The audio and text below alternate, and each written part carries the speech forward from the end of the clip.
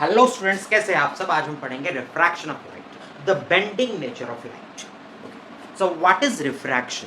When light travels from one medium to another medium, it bends in a certain direction, and that is called, or this phenomenon is called, refraction of light. So we'll write its definition. What is refraction of light? The bending of light rays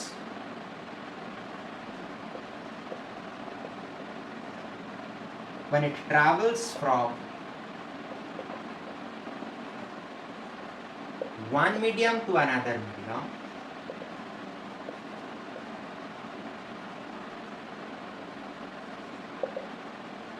it is called refraction of light. Okay, so basically the we have read the particle nature of light in reflection, and now we will read the bending nature of light, that is the wave nature of light, that is a refraction. So to see refraction we need a glass slab. So what is a glass slab, do you know? Just a block of glass which has a definite or certain height, which has a length, and that has a breadth.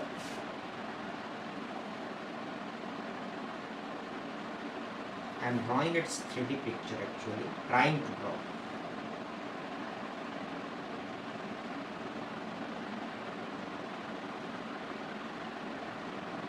So this is a glass slab. It has a certain length, it has a certain breadth, and it has a certain height. 1 minute. तो ये है हमारा glass slab. Glass slab का ये है, ये अगर हम बोलते हैं मीडियम चेंज, यानी कि ये ग्लास स्लैब एयर में है, हमारा जो एटमॉस्फेयर क्या है ये एयर मीडियम है, और बाकी ये जो है ये है ग्लास मीडियम। समझ में आए? तो ये आ गया आपका मीडियम 1 और ये आ गया आपका मीडियम 2, और आप ऐसे भी लिख सकते हैं ये है आपका medium A, that is medium air, और ये है आपका मीडियम जी, एम जी। ओके, अब क्या है, अगर एक इंसिडेंट रे ऑफ लाइट हम इधर पास करते हैं, ठीक है, तो यहाँ पे आपका नॉर्मल आ जाएगा, ये आ गया नॉर्मल, और ये नॉर्मल को हम एन डैश से जानते हैं, ठीक है। अब देखिए, ये जो रे ऑफ लाइट आया ये तो आपका इंसिडेंट रे ऑफ लाइट है, और ये आपका आ गया एंगल ऑफ इंसिडेंस, एंगल आई। लेकिन ये जो रे ऑफ लाइट इस मीडियम चेंज किया, यानी कि ये बेंड करेगा, लेकिन ये टुवर्ड्स द नॉर्मल बेंड करेगा या away from the normal bend करेगा, ये हमें जानना है। जब एक लाइट रे रेयरर से denser medium, air is the rarer medium while glass is the denser medium. Rarer यानी कि रिलैक्स्ड मीडियम, समझ लीजिए, जिसमें एयर लाइट को ट्रैवल करने में इजी होता है, उसका स्पीड चेंज नहीं होता है, स्पीड डिक्रीज नहीं होता है, यहाँ पे ज़्यादा स्पीड रहता है, वह है आपका रेयर मीडियम। और जहाँ पे ज़्यादा रेजिस्टेंस होता है लाइट को ट्रैवल करने में, लाइट का जो स्पीड है वो स्पीड घट जाता है, स्पीड का मान जो है वो घट जाता है, तो वो है आपका डेंसर मीडियम। अब ये डेंसर मीडियम में क्या होगा, ये डेंसर मीडियम में क्या होगा, डेंसर मीडियम में लाइट रे जब रेयर से डेंसर मीडियम तक ट्रैवल करता है तो लाइट रे जो है वो ऐसे मुड़ जाता है, यानी कि ये आ जाएगा आपका एंगल ऑफ रिफ्रैक्शन, ठीक है, ये टुवर्ड्स नॉर्मल बेंड होगा। फिर आपका यहाँ पे एक नॉर्मल आ जाएगा, और वो नॉर्मल क्या है, हम सपोज इसे मार्क करते हैं N1 एंड N2, ठीक है। अच्छा, अब ये जो रे ऑफ लाइट है ये फिर कहाँ से कहाँ आ रहा है, डेंसर से रेयर है, तो ये क्या होगा, ये जो है ये ऐसे away from the normal move करेगा सपोज, तो ये आ जाएगा आपका एंगल ऑफ इमर्जेंस, और ये आ जाएगा आपका इमर्जेंट रे। तो ये क्या है, इंसिडेंट रे, समझ में आया? ये क्या है, रिफ्रैक्टेड रे, ठीक है। और बाकी ये क्या है, इमर्जेंट रे, और ये है आपका नॉन नॉर्मल। तो ये यहाँ पे जो एंगल ऑफ इंसिडेंस क्या है, the angle which is made by the incident रे with the normal at the point of incidence. Angle of refraction क्या है, the angle which is made by the refracted ray with the normal in a medium is called refracted ray, the angle of refraction. And when the angle of ये आ गया आपका angle of emergence. तो angle of emergence क्या है, when a ray of light emerges from a medium and it makes angle with the normal, it is called angle of emergence। तो ये आ गया आपका एंगल ऑफ एमर्जेंस। लेकिन यहाँ पे आ जाएगा आपका I2, बिकॉज यहाँ पे फिर एक स्ट्राइक हो रहा है या I डैश, और यहाँ पे आ जाएगा आपका R2, क्योंकि यहाँ पे ये रिफ्रैक्ट हो रहा है, डेंसर से रेयरर को मीडियम को ट्रैवल करते हुए रिफ्रैक्ट हो रहा है, इसलिए R2 इज द एमर्जेंस रे और I1 इज द इंसिडेंस रे, R1 इज द, तो इसे भी हम I1 R1 नाम कर देते हैं, ठीक है।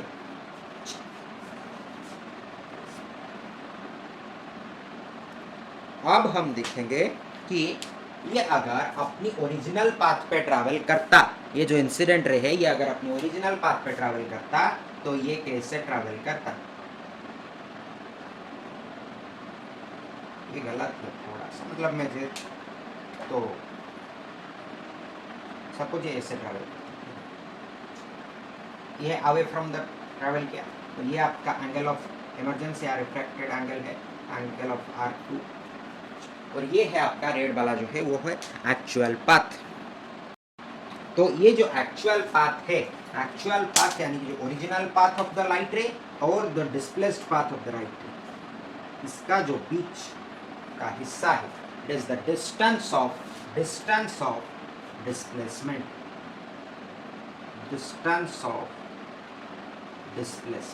Due to refraction. How many times refraction? 2 times refraction,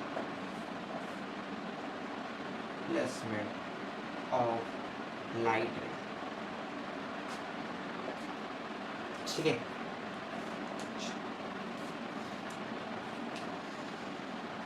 और ये है distance of displacement of light.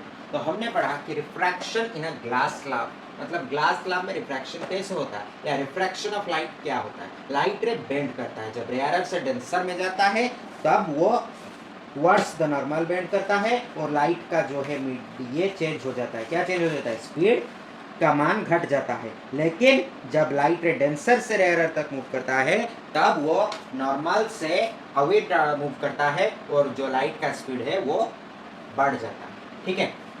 और ये है refraction of light in glass slab. अब हम पढ़ेंगे रिफ्रैक्शन की जो 2 लॉज है, रिफ्रैक्शन का लॉज ऑफ रिफ्रैक्शन।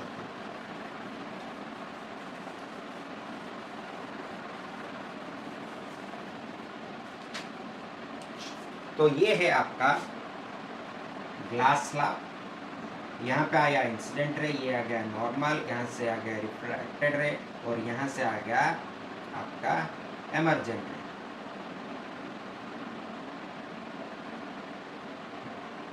ठीक है।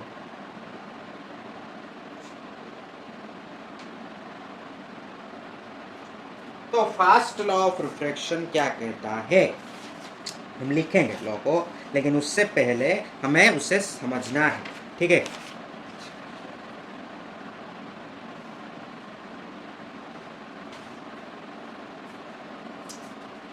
ये जो इंसिडेंट रे है, ये जो रिफ्रैक्टेड रे है, और ये जो नॉर्मल है, यानी कि दिस रे, ये वाला रे, फिर ये वाला रे, और ये नॉर्मल, ये सभी जो है एक ही पॉइंट में, at the point of interference of 2 transparent media lie करता है, एक ही प्लेन में, सिंगल पॉइंट में, एट द पॉइंट जहाँ पे 2 ट्रांसपेरेंट मीडिया ग्लास स्लैब और एयर की इंटरफेरेंस है। एग्जांपल लेते हैं हम ग्लास स्लैब और एयर, ठीक है। तो वो पॉइंट में जब वो लाई करता है, ये लाई करता है, यही है आपका रिफ्रैक्शन का पहला law, the first law.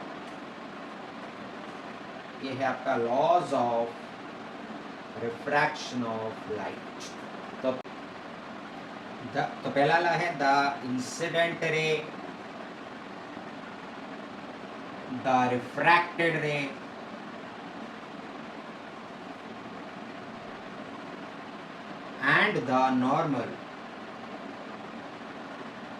and the normal to the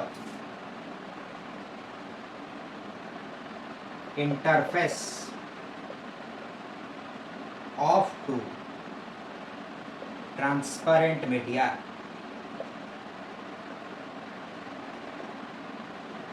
that is हम अभी एग्जाम्पल लिए थे एयर और glass transparent media at the point of incidence all lie in the same. ठीक है, अब आ जाएगा आपका लॉ 2। जो लॉ 2 है उसका एक नाम है जिसे हम वो ये भी बोलते हैं कि ये है आपका स्नेल्स लॉ। तो स्नेल्स नाम के एक साइंटिस्ट है जिन्होंने ये लॉ डिस्कवर किया था, इसीलिए इसे स्नेल्स लॉ बोला जाता है। तो स्नेल्स लॉ क्या है, या रिफ्रैक्शन का लॉ 2 क्या है? द एंगल और sine of angle of incidence, sorry,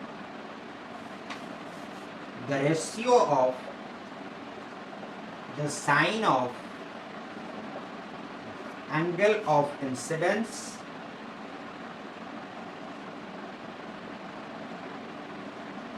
to that of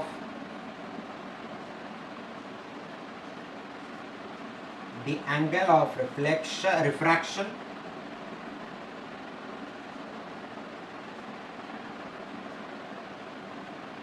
is a constant। तो ये क्या साइन मतलब समझते हो, साइन कॉस टर्म जो है ट्रिग्नोमेट्री, उसमें sine of the angle of incidence यानी कि साइन आई का जो रेशियो है with the sine of angle of incidence to that of the angle of refraction, that is R. Sine I by sine R is a constant c that is denoted by mu, okay, for absolute refractive index. Snell's law provides this a constant, that is refractive index of those two mediums। ठीक है, यहाँ पे sin i एक medium में है और sin r एक medium में है, तो refractive index of those two mediums are represented by a simple constant but with the ratio of sin i by sin r, and that is equal to, Snell's law बोलता है sin i by sin r is equal to a constant, but this constant is also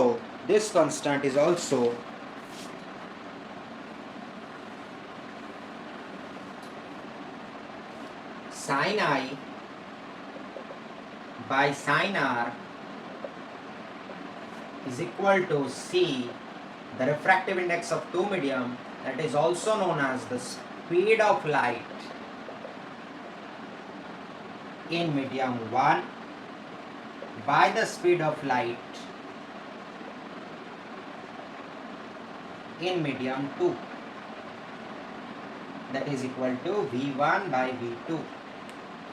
ठीक है, so refractive index of light is equal to this, and absolute refractive index denoted by mu is equal to v1 by v2, that is with respect to refractive index of a medium with respect to vacuum is called the absolute refractive index। absolute refractive index क्या है? the refractive index of a medium,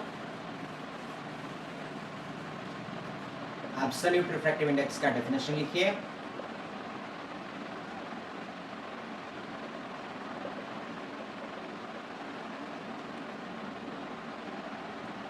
the refractive index of a medium